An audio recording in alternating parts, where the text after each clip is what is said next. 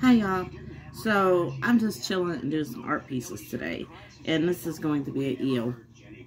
I put a post earlier, and if you saw the earlier post, you would see that there were souls in it. So I like to bless the wood, and then I like to just enjoy wood burning. Now here's something I am to share. Okay. Split the wood. I am there.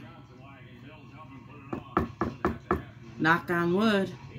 When we knock on wood, Jesus help us. Split the wood, and I am there. Put those two together, and that's what you have.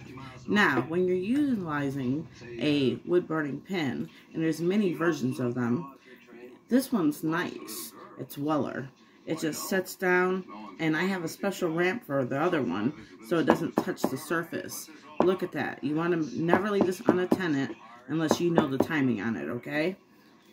It gets so hot, you can light a cigarette with it. Now, with this being said, I'm going to go ahead and I'm going to make the pupil of the eye. It already has one naturally, I feel, from the heavens. God, as the tree formed and grew. So what I'm doing is, I'm just slowly burning some detail into the eel, like so. And you can smell the wood burning, just like so. Alright?